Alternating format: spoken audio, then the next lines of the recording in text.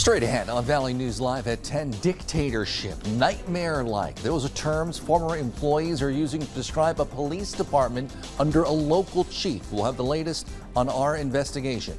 Plus, a long-discussed bridge project over the Red River now back at the forefront. We'll have the latest. And we'll show you how Martin Luther King Jr.'s legacy is being celebrated across the nation and right here in Fargo.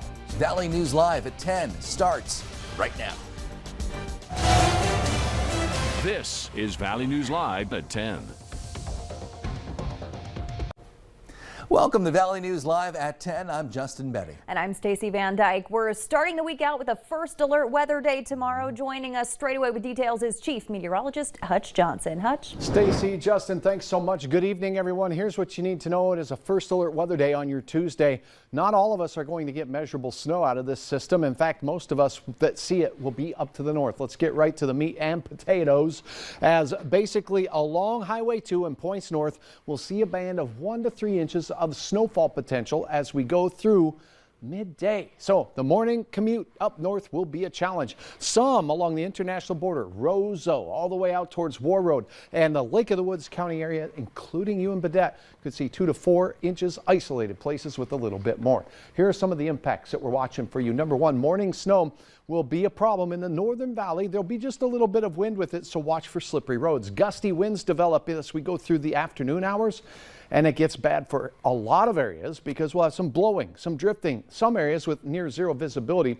then sharp falling temperatures as we head into the late day that are going to usher in some Arctic-like wind chills once again. The radar showing the snow blossoming. Notice that we're seeing the deep blue colors expanding as heavier snow is developing and working its way into our northern counties. So from Kittson County all the way out to western Walsh County in the Lankin area, we're seeing this system already get going. Blowing snow down south, winter weather advisory for you, but up north accumulating snow, plus some wind for most of us as we go through our day. Hour by hour details on what you can expect are coming up here in just a few more moments. All right, thanks so much, Hutch. All right, now to the latest on a Valley News Live investigation into the Fargo Police Department. A special city commission meeting will be held tomorrow morning for what's being called an operational update on the police department. In a statement today, the city said the meeting is to allow commissioners and the public to hear directly from Police Chief David Cybulski and his executive staff on the status of the department. This comes after our investigation showed 35 officers have resigned since Cybulski took office in October 2020. 7 more have retired in that time frame, with several of those officers telling our investigative team that would not have happened if it weren't for the chief. Now, today, several current and former officers who worked under Cybulski in Wisconsin reached out to us saying they're not surprised by these issues, describing his department with terms like nightmare-like and dictatorship. Everything was his way. If you questioned any of his policies, he would shoot you down and say this is the way it's pretty much going to be. That's 100% dictatorship in my opinion. Now, officers say in Cybulski's nearly 5 years in Wisconsin, over 30 people left directly because of him, including 9 civilian staff members in the records department. One former employee named Carol Schaff tells us Cybulski's attitude, shakeup of schedules, and taking away benefits caused her to retire early in 2019. Now, to be fair, many companies, not just police departments, have had trouble with staffing over the last couple years, though other local departments we reached out to today say they have not had the same staffing issues that you're seeing in Fargo. Again, a special city commission meeting will be held in the morning where the chief plans to explain his side of the story. We'll keep you posted. A top West Fargo city official is now out of jail on unpaid administrative leave after being arrested over the weekend. Assistant City Administrator Tim Solberg was arrested on aggravated domestic violence charges. Police were called to his home and officers say they found a victim who was later treated at a local hospital. As officers were arresting Solberg, they say he became uncooperative and resisted.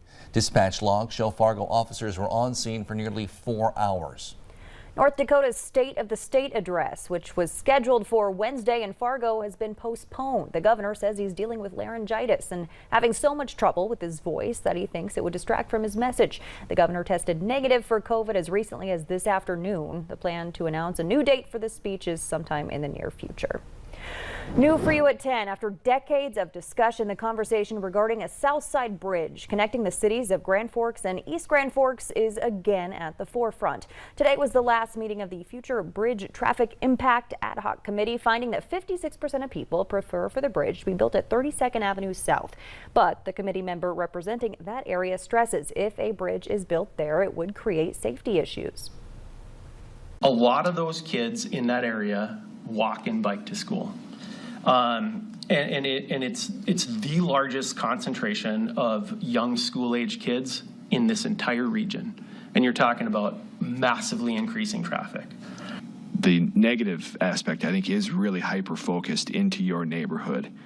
And unfortunately, the ramifications of not building the bridge are felt throughout Grand Forks. The committee's final report should be complete by the end of this month. It then moves on to the MPO Technical Advisory Committee. Also new for you tonight at 10, a Park Rapids, Minnesota man in critical condition after crashing his car into a utility pole earlier today. That happened at the intersection of County Road 26 and West Straight Lake Avenue in rural Becker County. The Becker County Sheriff's Office says they got a call around 2:30 this afternoon about a man identified as 29-year-old Dylan Jackson stuck inside his car after that crash. Jackson was found in critical condition, transported to Sanford Hospital in Fargo. His condition is unknown at this time. The crash remains under investigation.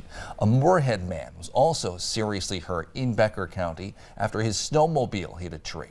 The sheriff says 45-year-old Morgan Leaseith was traveling on a designated snowmobile trail near South Tullabee Lake Lane Saturday morning when he left the trail and hit a tree.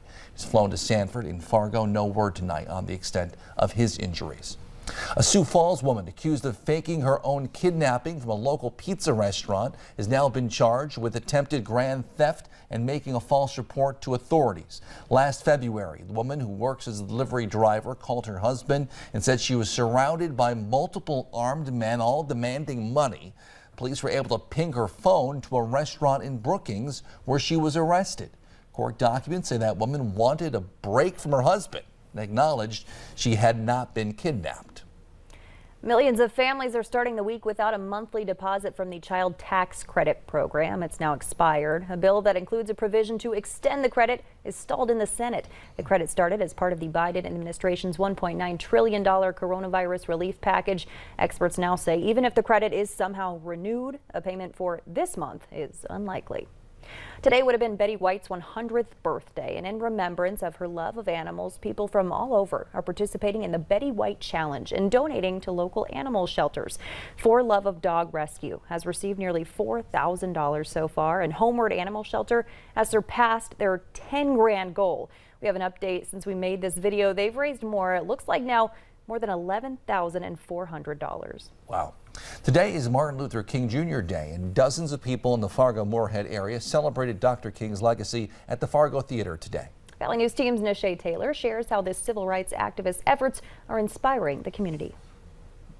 Dr. Martin Luther King had a dream of inclusion for all people. Historical figures like MLK have paved the way for so many just like civil rights and different types of like activism. His dream and dedication to the cause was commemorated as many in the Fargo-Moorhead area came together for a celebration. Many leaders in this community are creating their own change fueled by Dr. King's journey, and some were awarded for their efforts. I want to continue to do great things in the community and build off of it. Nick Hawkins runs a youth football program in Fargo and is using Dr. King's drive to reach the younger generation. We're empowering kids, teaching them self-discipline, building character, social skills. And the youth are also recognizing King's impact right here in the FM area. I'm seeing a lot more inclusivity. If you don't see yourself in other people, you can't expect to grow. But Dr. King's fight is far from over, as some feel there is a chance for more people to be more open to change